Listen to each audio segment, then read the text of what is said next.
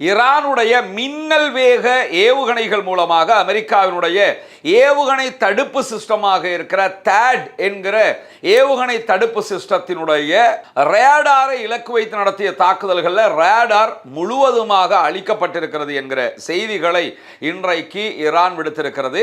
IRGC இன்றைக்கும் ஒரு செய்தியை வெளியிட்டிருக்கிறாங்க. ஜோர்தானுடைய மக்களை நோக்கியும் அதே போன்று குவைத்தினுடைய மக்களை நோக்கியும் எங்களுடைய தாக்குதல்கள் எதுவும் குவைத்தினுடைய மக்களை நோக்கியோ அல்லது ஜோர்டானுடைய மக்களை நோக்கியதோ அல்ல. நாங்கள் தாக்குதல் நடத்தக்கூடிய இடங்கள் எதுக்குமே குவைத் மக்கள் உள்ள போகவும் முடியாது, ஜோர்டானுடைய மக்கள் உள்ள போகவும் முடியாது அந்தந்த நாடுகளில். ஏன்னா அந்த ஏரியாக்களுக்குள்ள முழுவதுமாக அமெரிக்கன்ஸும் இஸ்ரேல்காரனும் போய் வரக்கூடிய ஏரியாவாக இருக்குது. அவங்க தான் அதை பயன்படுத்திக்கிட்டு இருக்கிறாங்க. எனவே தான் நாங்கள் அதுக்கு அட்டாக் பண்ணுறோமே தவிர உங்களுடைய ஏரியா எதுக்குமே நாங்கள் அட்டாக் பண்ணலை. இது அரபு நாடுகள் மீதான தாக்குதல் இல்லை, அமெரிக்கா மீதான தாக்குதலாக நீங்கள் தெளிவாக புரிந்து கொள்ள வேண்டும். யமன்ல இருக்கக்கூடிய ஹவுதீஸ் படைப்பிரிவுகள் சவுதி அரேபியா மேல ஒரு முற்றுகையை அறிவித்திருக்கிறார்கள். அந்த முற்றுகை பிரகாரம் சவுதி அரேபியாவுக்கு எந்த கப்பல்களும் போகக்கூடாது, அங்கிருந்து பெட்ரோலியத்தை ஏற்றிக்கிட்டு போகக்கூடாது என்கிற ரூல் அவங்க வெளியிட்டிருக்கிறாங்க. இந்த நிலையில இன்றைக்கு காலையில் சவுதி அரேபியாவினுடைய 2 கப்பல்கள் மேல மிக கடுமையான தாக்குதல்களை ரெட் சீல நடத்தி இருக்கிறது ஹூத்திகளுடைய படைப்பிரிவு. செங்கடல்ல இந்த தாக்குதல்கள் நடத்தப்பட்டிருக்கக்கூடிய சூழல்ல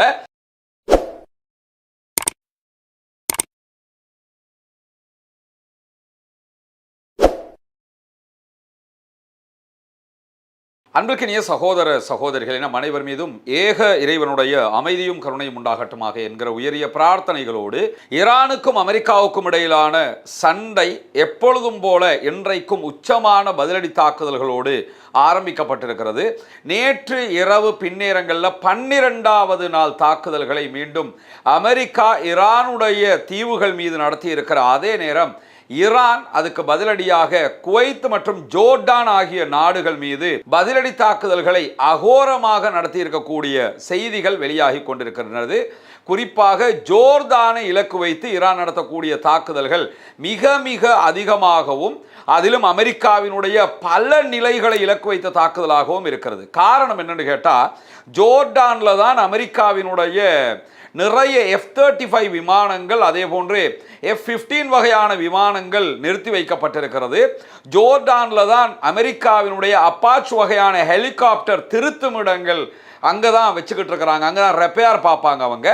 அதே மாதிரி தான் அமெரிக்கா ஜோர்டானுடைய இராணுவ தளங்களுக்குள்ள மிக பிரம்மாண்டமான ஆளில்லா விமானங்களை தயாரிக்கிற ஃபேக்டரிகளையும் நடத்தி வர்றாங்க என்கிற செய்திகள் வெளியாகி இருக்கிறது. எனவே இவைகளை இலக்கு வைத்துத்தான் இந்த தாக்குதல்கள் மிக கடுமையாக நடைபெறுகிறது. அதற்கான காரணமும் என்னன்னு கேட்டால், இங்கே இருக்கிற ஆயுதங்களை பயன்படுத்தி தான் மற்ற இடங்களுக்கு அவங்க தாக்குறாங்க. இது அவர்கள் சொல்லக்கூடிய ஒரு வாதம். இரண்டாவது என்னன்னு கேட்டால், ஈரானுடைய மினாப்ல நடைபெற்ற குழந்தைகள் மீதான தாக்குதல்களுக்கும் அதே போன்று பிறகு அமெரிக்கா ஈரான் மீது நடத்திய புற்றுநோய் மருத்துவமனை மீதான தாக்குதல்களும் இங்கே இருந்துதான் நடத்தப்பட்டிருக்கிறது என்கிறதுனாலையும் தான் நாங்கள் அதிகமாக ஜோர்டான் மீது தாக்குதல்களை நடத்துகிறோம் என்று சொல்லி ஈரான் விடுக்கக்கூடிய அறிவிப்புகளில் சொல்லிக்கொண்டே இருக்கிறாங்க. இப்படியான சூழல்ல தான் இன்றைக்கும் ஈரான் ஜோர்தானுடைய நிலைகள் மீது தாக்குதல்களை நடத்தி இருக்கிறது. அதிலும் குறிப்பாக ஈரானுடைய மின்னல் வேக ஏவுகணைகள் மூலமாக அமெரிக்காவினுடைய ஏவுகணை தடுப்பு சிஸ்டமாக இருக்கிற THAAD என்கிற ஏவுகணை தடுப்பு சிஸ்டத்தினுடைய ரேடாரை இலக்கு வைத்து நடத்திய தாக்குதல்களில் ரேடார் முழுவதுமாக அழிக்கப்பட்டிருக்கிறது என்கிற செய்திகளை இன்றைக்கு ஈரான் விடுத்திருக்கிறது.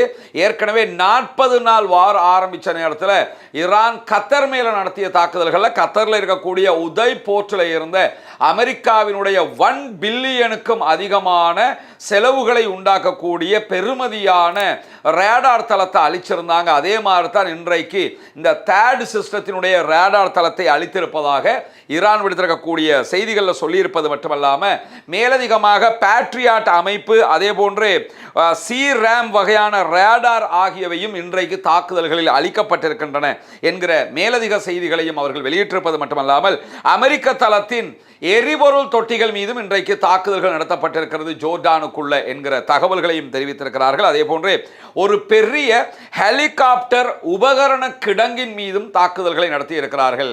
ஸ்பேர் பார்ட்ஸ்கள் வச்சிருப்பாங்களா இல்லையா, அந்த ஸ்டோர் மேலையும் அட்டாக் நடந்திருக்கிறது. அதே போன்று ஒரு ஹெலிகாப்டர் பழுது பார்க்கிற, அதே போன்று ஹெலிகாப்டர்களை பராமரிக்கிற குடோன்கள் மீதும் இன்றைக்கு நடத்தப்பட்ட தாக்குதல்கள் அந்த குடோன்கள் தீப்பற்றி எரிந்து கொண்டிருக்கின்றன என்கிற செய்திகள் வெளியாகி இருக்கிறது. ஈரான் தொடர்ந்தும் அமெரிக்காவினுடைய இராணுவ வல்லமையை அழித்தொழிக்கிற செயல்பாடுகளில் முன்னேற்றம் கண்டு வருகிறார்கள். இதுவெல்லாம் அரபு நாடுகள் அமெரிக்காவை இனியும் நம்பி நிற்க முடியாது என்பதை எடுத்துக்காட்டக்கூடிய ஒரு தாக்குதல்களாக இருப்பதை நம்ம பார்க்க முடிகிறது. அதே நேரத்தில் ஐஆர்ஜிசி இன்றைக்கும் ஒரு செய்தியை வெளியிட்டிருக்கிறாங்க. ஜோர்தானுடைய மக்களை நோக்கியும் அதே போன்று குவைத்தினுடைய மக்களை நோக்கியும் எங்களுடைய தாக்குதல்கள் எதுவும் குவைத்தினுடைய மக்களை நோக்கியோ அல்லது ஜோர்டானுடைய மக்களை நோக்கியதோ அல்ல. நாங்கள் தாக்குதல் நடத்தக்கூடிய இடங்கள் எதுக்குமே குவைத்து மக்கள் உள்ள போகவும் முடியாது, ஜோர்டானுடைய மக்கள் உள்ள போகவும் முடியாது அந்தந்த நாடுகளில். ஏன்னா அந்த ஏரியாக்களுக்குள்ள முழுவதுமாக அமெரிக்கன்ஸும் இஸ்ரேல்காரனும் போய் வரக்கூடிய ஏரியாவாக இருக்குது.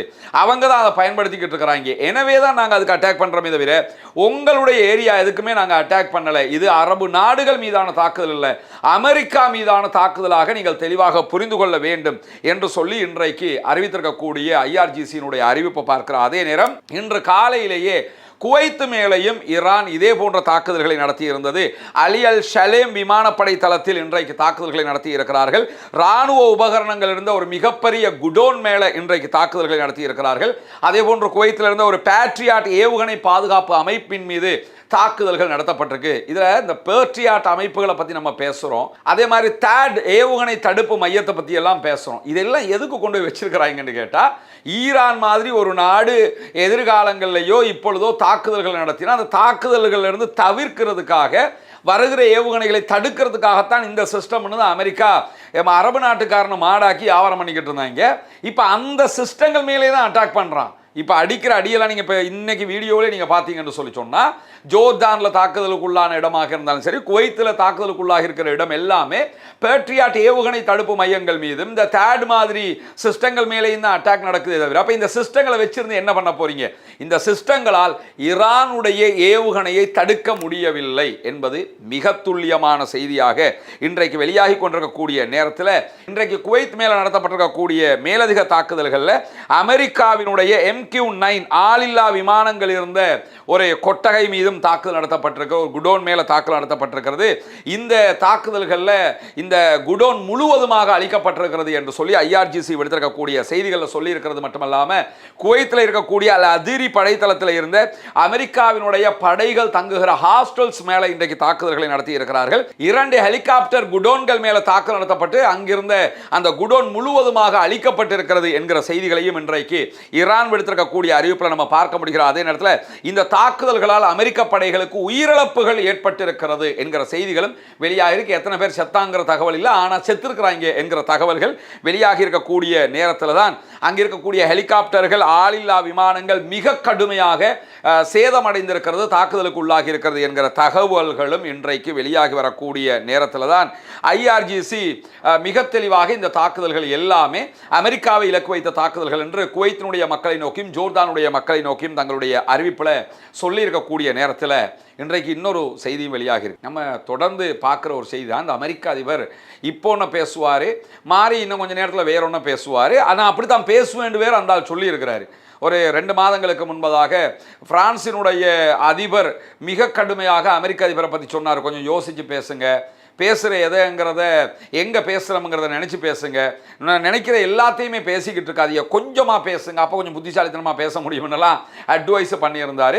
ஒரு மாதத்துக்கு முன்பதாக ஃபாக்ஸ் நியூஸில் வழங்கியிருந்த ஒரு பேட்டியில் அமெரிக்க அதிபர் டொனால்ட் ட்ரம்ப் என்ன சொல்லியிருந்தாருன்னு கேட்டால், நான் அப்படித்தான், நான் இப்போ உங்களுக்கு ஒரு பேட்டி தருவேன், இன்னும் 20 நிமிஷத்தில் நான் ஆஃபீஸுக்கு போயிடுவேன், ஓவல் அலுவலகத்துக்கு போயிடுவேன், வெள்ளை மாளிகைக்கு, அங்கே போய் இதுக்கு மாற்றமாக நான் பேச வாய்ப்பு இருக்குது அப்படின்லாம் சொல்லியிருந்தார். ஏன்னா நான் அப்படி தான், இங்கே ஒன்று பேசுவேன், அங்கே ஒன்று பேசுவேன், அப்படி ஒரு கேரக்டர் என்று சொல்லியிருந்தார். இப்போ அந்த ஆள் மட்டும்தான் அப்படின்னு பார்த்தா அந்த ஆளோட இருக்கிற அத்தனை பேரும் அப்படி தான் இருக்கிறாங்க. மார்க்கோ ரூபியோவினுடைய ஒரு செய்தியை நேற்று நம்ம சொல்லியிருந்தோம், அமெரிக்கா கெஞ்சுகிறது, நாங்கள் ரெடியாக இருக்கிறோம் சமாதானத்துக்கு, ஆனால் ஈரான் வரமாட்டேங்குது, ஈரானை கூட்டிக்கிட்டு வாங்க சமாதானத்துக்குன்னு அமெரிக்கா கெஞ்சுதுங்கிற தகவல்களை சொல்லி இருந்தோம். இன்னைக்கு மார்க்கோ ரூபியோ பேசியிருக்கக்கூடிய பேச்சில் ரெண்டு விதமாக பேசியிருக்கிறத நீங்க பார்க்க முடியும். என்ன சொல்றாருன்னு கேட்டா, இன்னைக்கு ஆசியான் மாநாட்டில் அவர் பேசிக்கொண்டு இருக்கிறார் மணிலாவில். பேசும்போது என்ன சொல்றாருன்னு கேட்டா, ஈரான் ஒரு ஒப்பந்தத்துக்காக எங்கள்கிட்ட கெஞ்சிக்கிட்டு இருக்குது அப்படிங்கிறார். நேற்று பேசினதுல என்ன சொல்றாருன்னு கேட்டா, நாங்க கேட்டுக்கிட்டு இருக்கிறோம் ஈரான் ஒப்பந்தத்துக்கு வரமாட்டேங்கிறாங்க, ஈரான் ஒப்பந்தத்துக்கு கூட்டிக்கிட்டு வாங்கன்னு கெஞ்சிக்கிட்டு இருக்கிறோம். இதை தெளிவாக நேற்று சொன்னார். ஆனா இன்னைக்கு என்ன சொல்றாருன்னா, இல்ல இல்ல ஈரான் தான் எங்கள்கிட்ட கெஞ்சிக்கிட்டு இருக்குது அப்படிங்கிறாரு. சரி, ஈரான் கெஞ்சது இல்லை, இது நேற்று ஒன்று பேசி இன்னைக்கு ஒன்று பேசுறதுங்கிறது ஒரு விதம்.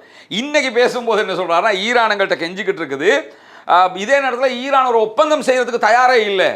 கெஞ்சினா ஒப்பந்தம் செய்ய தானே கெஞ்சணும், ஈரான் கெஞ்சுதான், ஆனா ஒப்பந்தம் செய்யறதுக்கு தயாரும் இல்லை அப்படின்னு சொல்லி டொனால்ட் ட்ரம்ப் தான் இப்படி இருப்பாருன்னு பார்த்தா, ட்ரம்ப்புக்கு போட்டியாக நீ மட்டும்தான் உளருவையா, அதை விட கூடுதலாக நான் உளருவேன் பார்த்துக்கின்ற மாதிரி டொனால்ட் ட்ரம்ப்புக்கு போட்டியாக மார்க்கோ ரூபியோ அவருடைய வெளியுறவு அமைச்சர் தற்போது பேசி வரக்கூடிய செய்திகள் இன்றைக்கு வெளியாகி இருக்கிறது. எனவே இவர்கள் அத்தனை பேருமே ஈரானை அடக்க முடியாமல் திண்டாடி கொண்டிருக்கிறார்கள் என்கிற செய்திகளுக்கு மத்தியில் தான் ஈரானுடைய படைகள் கடந்த காலத்தை விட சிறப்பான தயார் நிலையில் தற்போது இருக்கிறது என்று சொல்லி ஈரானுடைய இராணுவ தலைமையகம் விடுத்திருக்கக்கூடிய செய்தியில இன்றைக்கு நம்ம பார்க்க முடிகிறது. இன்றைக்கு பிரிகேடியர் ஜெனரல் அக்ரமீனியாவுடைய அறிவிப்பு வெளியாகி இருக்கிறது. அவர் சொல்லக்கூடிய நேரத்தில் எங்களுடைய நிலைமைகள் அதே மாதிரி போர் திறனையும் மேம்படுத்துவதற்கு நாங்கள் இந்த யுத்த நிறுத்த காலத்தை ரொம்ப சூப்பராக பயன்படுத்திட்டோம். கொஞ்சம் யுத்த நிறுத்தம் கிடைச்சதில்ல, அந்த நேரத்தில் எங்களுடைய போர் திறனை எல்லாவற்றையுமே நாங்கள் வலுப்படுத்தி கொண்டுட்டோம், நாங்கள் ஃபுல் ஃபார்மில் நிற்கிறோம் அப்படின்னு சொல்லி இன்றைக்கு சொல்லக்கூடியவர், நாங்கள் கடந்த காலத்தை விட சிறப்பான தயார் நிலையில் எங்களை வைத்துக் கொண்டிருக்கிறோம், எதிரியினுடைய எந்த ஒரு நடவடிக்கைகளையும் நாங்கள் சாத்தியமற்றது என்று நினைக்கிறதும் கிடையாது, நடக்க வாய்ப்பில்லைன்னு நினைக்கிறதும் கிடையாது. அமெரிக்க அதிபர் இங்க அட்டாக் பண்ணுவேன் என்று சொல்லுவாருன்னா அட்டாக் பண்ண மாட்டாரு என்று நாங்கள் நினைக்கவும் மாட்டோம். அதெல்லாம் அட்டாக் பண்ண சாத்தியமே இல்லைன்னு நினைக்கவும் மாட்டோம். எதை சொன்னாலும் நடக்கும்னு நினைச்சுக்கிட்டு தான் நாங்கள் ரெடி ஆகிக்கிட்டு இருக்கிறோம். நாங்கள் எதிர்கொள்றதுக்கு, ஏன்னா அப்பதான் எதிர்கொள்ள முடியும்.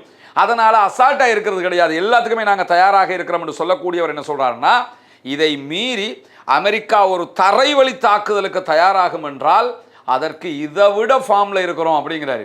தரைவழி தாக்குதலாக ஈரானுக்குள்ள வர நினைச்சீங்கன்னா நீங்க அத்தனை பேரும் கஃன் புடவையோடு தான் வெளியே போவீங்க, அப்படியே பெட்டி பெட்டியாக பணங்கள் தான் வெளியே போகும் அப்படின்னு சொல்லி இன்றைக்கு ஈரானுடைய இராணுவ தலைமையகம் எடுத்திருக்கக்கூடிய எச்சரிக்கைகளில் நம்ம பார்க்க முடியும். எனவே ஈரான் தரைவழியை எதிர்கொள்வதற்கும் வான்வழியை எதிர்கொள்வதற்கும் கடல் வழியை எதிர்கொள்வதற்கும் தயாராக இருக்கிறது.